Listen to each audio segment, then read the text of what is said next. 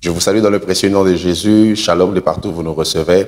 Grande est notre joie en cette nouvelle semaine d'être ensemble avec vous dans notre merveilleux programme Aiguise ma foi. Nous bénissons Dieu pour ses bontés renouvelées dans nos vies comme nous sommes en train d'en parler d'ailleurs. Et cela se fait voir par le fait que nous sommes encore vivants. Et nous bénissons Dieu pour vous tous qui nous suivez de partout.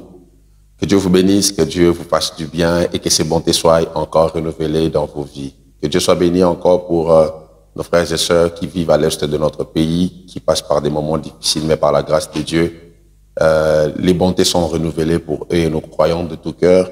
Et dans les jours qui viennent, le Seigneur va créer une accalmie qui va ramener la paix dans cette partie de notre pays. Alors, je vais vous inviter à lire la parole de Dieu avec moi, comme on l'a fait la fois passée en lisant les mêmes textes. Je suis dans Lamentation chapitre 3, à partir du verset 19, qui déclare ceci.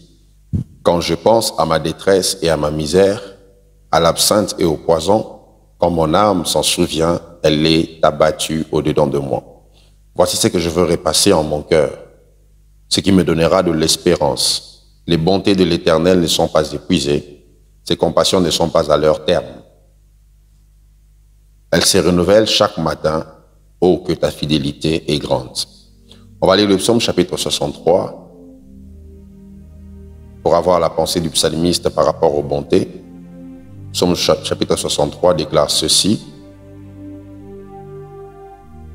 À partir du premier verset, le psaume de David alors qu'il était dans le désert de Juda. « Ô Dieu, tu es mon Dieu, je te cherche, mon âme a soif de toi.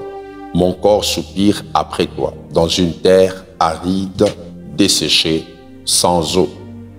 Ainsi je te contemple dans le sanctuaire pour voir ta puissance et ta gloire. Car ta bonté vaut mieux que la vie. Mes lèvres célèbrent tes louanges. » Partant de ces deux textes, nous avons commencé depuis la fois passée à parler sur un sujet important concernant les bontés de Dieu. Parlant de Dieu, il y a plusieurs attributs qu'on attache à sa personne, plusieurs attributs qu'on attache à sa manière d'être ou de faire. Et parmi ces choses, on parle de ses bontés, soit de son amour exprimé en termes de bonté. Et je vous ai fait voir la fois passée que les bontés concernent cette preuve active de bienveillance. Et une des choses qu'on a eu à évoquer la fois passée, c'est qu'en matière de bonté, on fait allusion à ce qu'on est capable de faire pour l'autre, ou soit pour les autres. Donc, la notion de bonté stipule qu'on ne peut pas être bon pour soi-même. Lorsque vous voulez dire que vous êtes bon, on doit constater ce que vous pouvez faire pour d'autres personnes. Ainsi, Dieu étant Dieu, avec tous ses attributs, avec sa toute-puissance, on reconnaît sa bonté que par le fait qu'il exprime ce qu'il est en faisant du bien aux hommes. C'est ainsi que Dieu, étant tout-puissant, ne s'arrête pas qu'à dire qu'il est tout-puissant. Il exprime sa bonté dans sa toute-puissance en rendant un homme vieux capable d'avoir un enfant au nom d'Abraham. Cet homme s'appelait Abraham. Alors, c'est très important de comprendre que lorsque Dieu exprime ses bontés, c'est pour déverser vers les hommes ce qu'ils possèdent ou ce qu'ils détiennent. Donc, nous aussi en tant qu'hommes, comme je le disais la fois passée, on ne peut pas prétendre être bon ou soit on ne peut pas expérimenter les bontés de Dieu sans pour autant partager ses bontés avec d'autres personnes. Celui qui vit les bontés de Dieu devient un vecteur des bontés. Il apprend à faire du bien aux autres. Et j'attends vraiment voir des hommes et femmes qui, après ces enseignements, deviendront capables de faire du bien aux autres. J'aime ce passage de la Bible qui déclare « Goûtez, soit sentez et voyez combien l'Éternel est bon ». Ainsi, vous devez savoir que les bontés de Dieu peuvent se sentir et les bontés de Dieu peuvent se faire voir. Donc, parlant de bonté, ce n'est pas quelque chose de caché, c'est quelque chose qui s'expose par la manière dont on exprime ce qu'on a ou soit ce qu'on ressent pour d'autres personnes. Donc la notion de bonté nous pousse à faire du bien aux autres. La notion de bonté nous pousse à faire sentir aux autres combien Dieu est bon. Le monde verra les bontés de Dieu lorsque nous qui vivons ou qui expérimentons les bontés de Dieu, nous deviendrons capables de faire du bien aux autres personnes. Donc ça, c'est très, très, très important. Alors, la bonté de Dieu est un tout petit peu différente de la bonté des hommes parce que Dieu, lui, c'est sa nature. La bonté, c'est comme l'amour parce que Dieu n'a pas l'amour, Dieu est amour. Donc pour Dieu, lorsqu'on parle de bonté, c'est quelque chose qui est étroitement liée à sa personne. C'est la nuance qu'il y a entre la bonté de Dieu et la bonté des hommes. Alors, ce texte que nous venons de lire dans le psaume chapitre 63, c'est David lorsqu'il était dans le désert de Juda, alors qu'il était dans un endroit aride, comme il est dit, sans source, sans avoir de l'eau.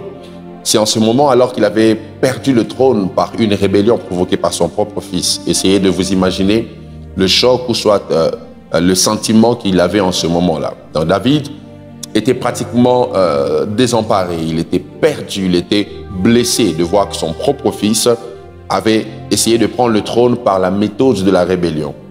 Absalom avait pu influencer plusieurs personnes et par cette influence, il a pu détrôner son père parce qu'il y avait des gens dans le royaume, bien évidemment, qui n'étaient pas d'accord avec le jugement ou la manière de faire de David. Et ces personnes se sont alignées derrière son fils Absalom pour faire une guerre à David qui avait décidé de laisser le trône. Donc, derrière cette réunion, les hommes réunis derrière Absalom avaient poussé cet homme, ou soit avaient adhéré à la pensée de cet homme de dire qu'il était le roi. Et lorsque cela a été fait, David a préféré se retirer pour ne pas entrer en guerre avec son propre fils. Et vous devez savoir que souvent on pense qu'on peut mieux faire lorsqu'on n'est pas encore à la place de celui qui fait. Et c'est exactement ce qui était arrivé à Absalom. Il pensait qu'il serait un meilleur roi que son père jusqu'au moment où il a pu créer ce schisme, cette division dans la nation qui a fait qu'il y ait des personnes qui étaient pour lui et d'autres qui étaient pour David. Et David, lorsqu'il a appris cela, il a laissé le trône, il est parti loin. Et lorsqu'il s'est enfoui, c'est en ce net moment qu'il s'est mis à écrire ce psaume. David n'a pas voulu mener vengeance contre son fils. Je pense qu'il avait le pouvoir militaire qu'il fallait pour ne pas laisser cet homme atteindre le trône. Mais David n'a pas préféré utiliser la méthode de la force. Il s'est retiré et en se retirant, il a commencé à rédiger ce cantique. Et ce qui me touche dans ce texte, c'est que David n'était pas en train de vivre les bonnes choses, mais il parle des bontés de l'Éternel. David était dans un désert, David venait de perdre le trône, David venait de subir la rébellion venant de son propre fils. Mais c'est en ce moment où il dit même « je suis dans une terre desséchée, aride, sans eau », c'est en ce net moment que cet homme se met à dire « ta bonté vaut mieux que la vie ». Donc David ne vivait pas des situations positives comme on aurait attendu vivre un miracle venant de Dieu. On aurait attendu voir Dieu visiter nos finances pour dire « l'Éternel est bon ».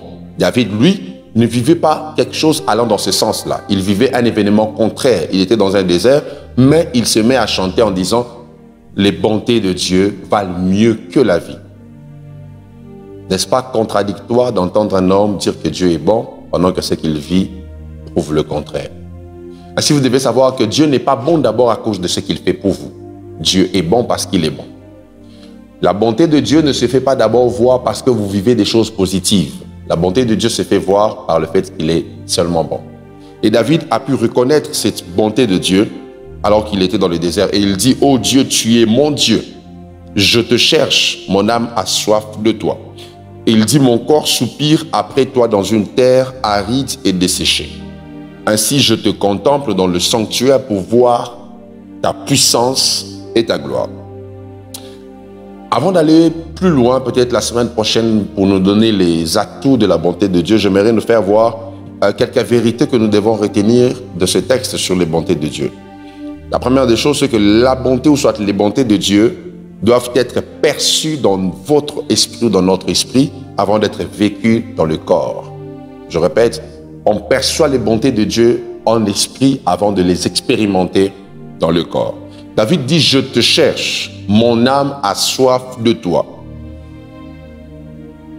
C'est quand même un texte qui pousse à réfléchir. Celui qui dit « Je te cherche », c'est David. Et il dit « Mon âme a soif de toi ». C'est l'âme de qui? C'est l'âme de David, bien évidemment. Mais comment il fait une séparation? Il dit « Je te cherche. Mon âme a soif de toi. » Et il dit « Mon corps soupire après toi. » Donc, vous comprendrez que là, celui qui dit « Je te cherche », c'est l'esprit de David. Donc, lorsque David dit « Car ta bonté vaut mieux que la vie », c'est parce que son esprit qui cherche Dieu face à des situations contraires que son corps vivait, avait pu percevoir que Dieu était bon malgré ce qu'il vivait. Ainsi, il dit, je te cherche, l'esprit. Mon âme a soif de toi, l'âme, et mon corps soupire après toi. C'est le corps qui soupire et c'est l'âme qui a soif, mais c'est l'esprit qui cherche Dieu. Et c'est très important de faire cette démarcation parce que ça définit même l'essence de l'exercice spirituel que nous faisons quand nous prions. Quand nous prions, nos âmes ont soif de Dieu. Nos esprits cherchent Dieu et nos corps soupirent après Dieu. Donc, c'est trois exercices différents. Le corps ne peut pas chercher. C'est l'esprit qui cherche parce que Dieu est esprit. Il faut que ceux qui l'adorent en esprit et en vérité parce qu'ils cherchent ceux qui vont l'adorer en esprit et en vérité. En d'autres termes, c'est le contact de l'esprit avec Dieu qui permet à la soif de l'âme d'être étanchée et qui permet au corps de recevoir ce pourquoi il soupire. Donc, sachez que même quand vous passez par des moments difficiles, si votre esprit est capable de chercher Dieu, vous allez percevoir que Dieu est bon. Ne jugez pas les bontés de Dieu selon ce que vous vivez dans votre corps, parce que vous venez de perdre notre chair, vous concluez que Dieu est mauvais.